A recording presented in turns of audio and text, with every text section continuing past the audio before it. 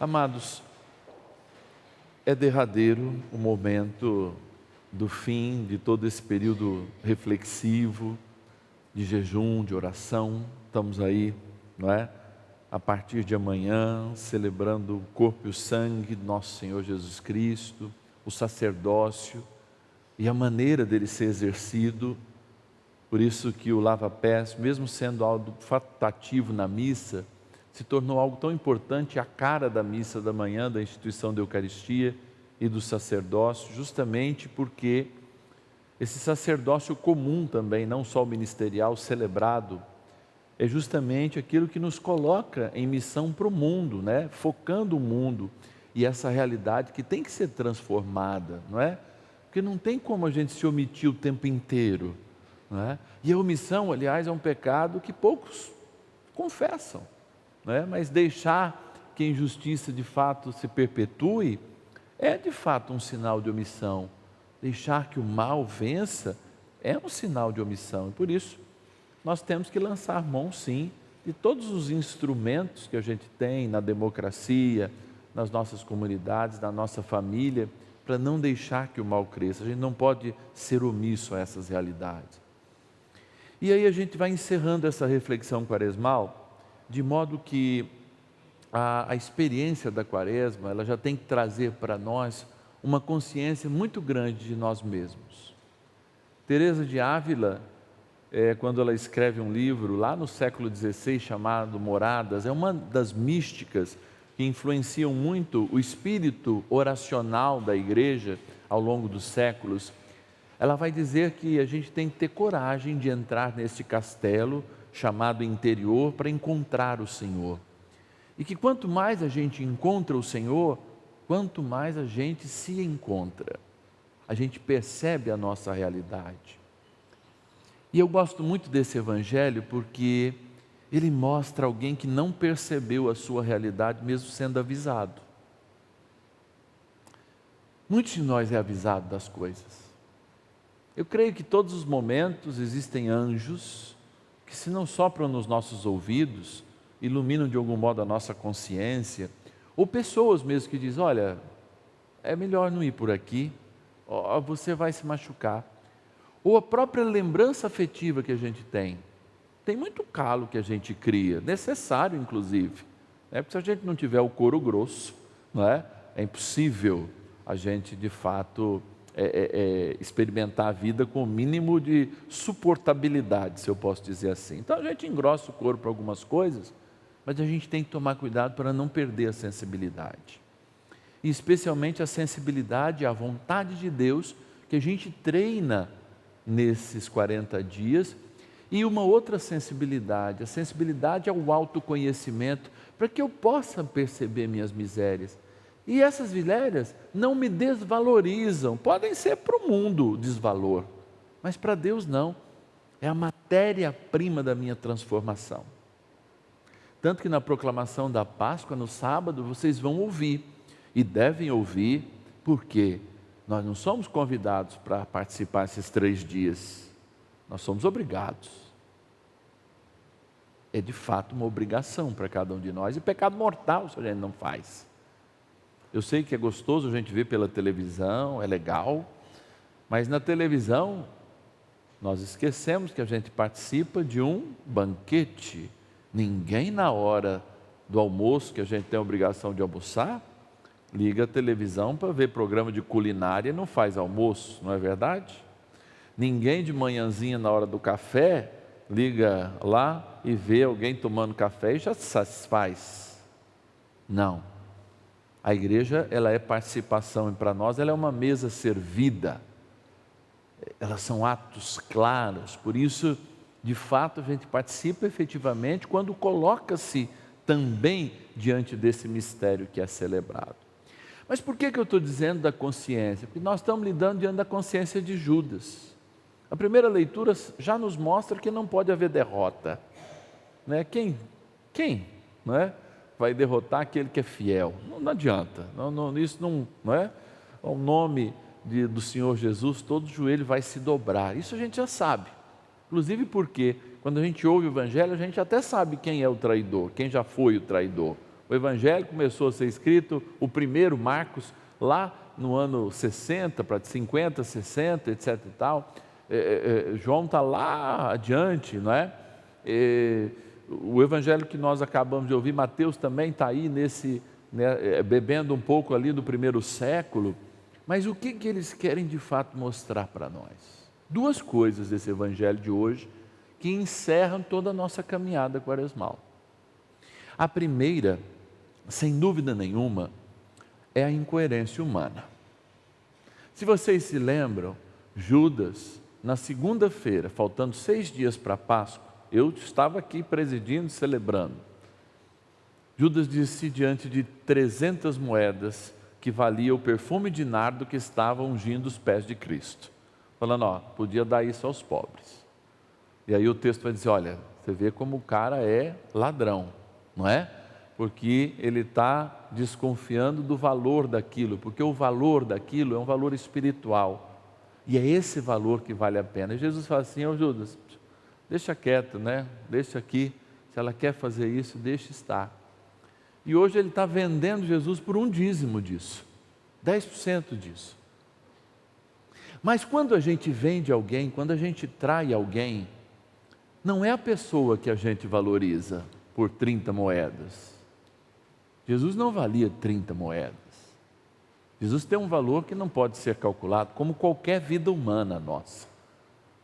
Mas quem estava dando o seu preço, o preço da sua morte, o preço da sua vida, era quem estava corrompendo. Talvez a gente não entenda, até mesmo que Jesus morreu pelo próprio Judas. Porque se Judas teve consciência até os últimos momentos da sua vida, assim afirma a tradição que ele se suicida, se ele no momento último da sua vida, de fato, renunciou a tudo aquilo que ele havia feito, é claro que também Jesus morreu por ele, como morreu por cada um de nós, quando ainda morre, né? Didaticamente para dizer pelo nosso pecado. Mas ainda a gente se importa mais e dá mais valor ao traidor do que ao traído. Quando de fato um amigo nos trai, contando um segredo para os outros que a gente confiou para ele, quem é o prejudicado?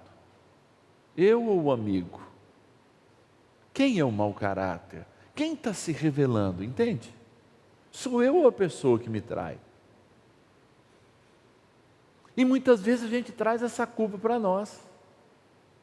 Quantas vezes a gente não confiou na nossa vida, num amigo, num irmão? O irmão foi lá e deu uma rasteira em nós. E aí eu digo, olha, quem não vale nada é quem deu a rasteira, não quem caiu. Quem disse que a sua vida não valia mais que 30 moedas, não foi Jesus, mas foi Judas. E olha, trazendo isso para hoje, como a gente vende barato a nossa participação na Eucaristia, nossa vida de fé. Às vezes a gente está na rua, uma pessoa olha de cara feia, a gente já fica com raiva dela. Eu entreguei a chave do meu coração para uma pessoa que eu nem conhecia lá na rua, dei assim, ela entrou, bagunçou e eu vou levar essa bagunça adiante. Quantas vezes nós valorizamos mais o traidor do que o traído? E quem tem valor? Jesus deixou de ser Deus porque foi traído por 30 moedas? Foram 3 anos pelo menos com Judas, inclusive aceitando e sabendo que Judas, possivelmente, e perdoando Judas. Duvido se Jesus não tenha chamado Judas muitas vezes, fala, Judas, você está com mão leve aí, mas tudo bem, você continua porque eu confio em você. E Jesus confiou até o último momento. E por que Jesus pode perdoar? E por que nós também ganhamos esse dom do perdão? Quando nós olhamos para a vítima. e sabemos que é a vítima que perdoa, a gente percebe que quem diminui o seu valor, quem faz uma vida valer 30 moedas, é aquele que, mesmo caminhando com o melhor dos professores 3 anos, o próprio Deus em Jesus Cristo, não aprendeu nada. Aqui eu podia dizer: quem é o repetente? Quem é o idiota? Quem é o traidor? Então, eu poderia olhar para mim mesmo e saber que Jesus, Ele também comigo, Ele me trata assim. Ele fala assim: meu filho, você vale tanto e você se vende por tão pouco. Você entrega a tua vida, o teu corpo a pessoas que te desprezam, que te usam. Jesus vira para nós e fala assim: meu filho, minha filha, olha o preço que eu paguei, o sangue na cruz, por amor a você, e você não valoriza isso. Vejam como isso, além de ser uma prova de amor imensa para cada um de nós, lembra que quando nós somos vítimas de qualquer perseguição, a gente é bem-aventurado. É essa a resposta que está lá em Mateus 5, no Sermão da Montanha, no sermão em Lucas da Planície. A gente é bem-aventurado quando é vítima de quem se mostra sem valor. Mas eu não posso continuar vendendo o mestre. Tem famílias que venderam esses 4 dias, 3 dias, por causa de um feriadão. Tem famílias que se dizem cristãs, que venderam estes 3 dias por uma praia, por uma chácara, por uma bebedeira,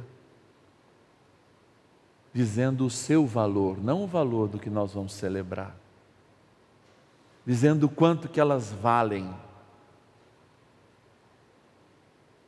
Até quando será que Deus vai ter misericórdia de nós, para que de fato a gente consiga compreender que Ele continua sendo a vítima dos nossos pecados, mas Ele nos perdoa, e toda vez que eu peco sou eu que me desvalorizo, não quem morreu por mim e que é a vítima do sofrimento por minha causa. Ele é glorificado com isso. Não é à toa que a palavra disse isso. A cruz glorificou o Cristo, ou seja, revelou o Cristo. Então a pergunta para nós é hoje: será que nós estamos preparados para todo o amor? Será que você em casa está preparado para todo o amor que nós vamos receber esses dias? Padre, mas isso já aconteceu 2000 anos. Beleza, mas eu vou celebrar tudo isso.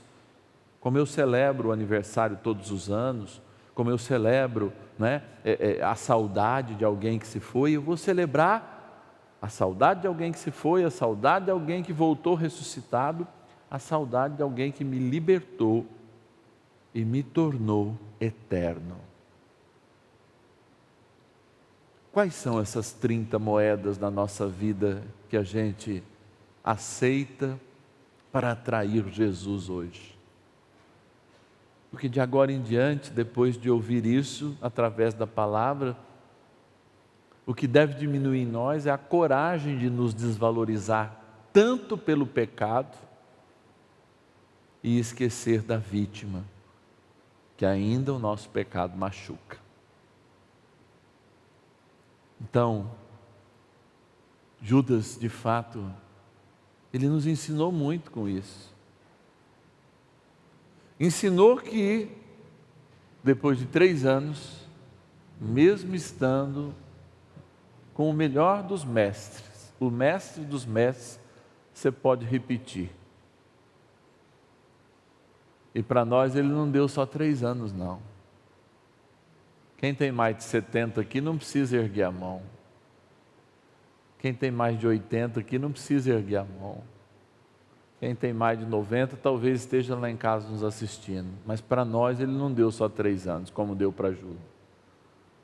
Deu 90 quaresma, deu 80 quaresma, para que a gente pudesse entender que o nosso valor está em ser fiel àquele que nos deu a vida, aquele que nos ensina a ser felizes e, sobretudo, aquele que nos resgatou para o céu.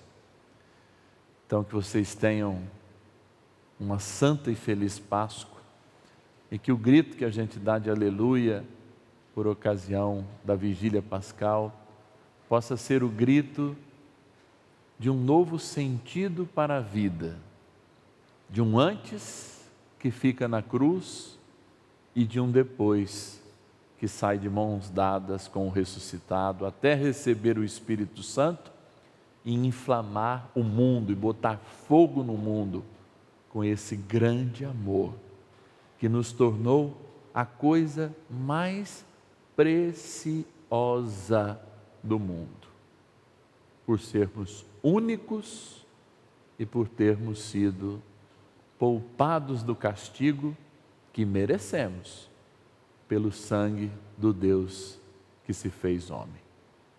Uma feliz Páscoa a todos.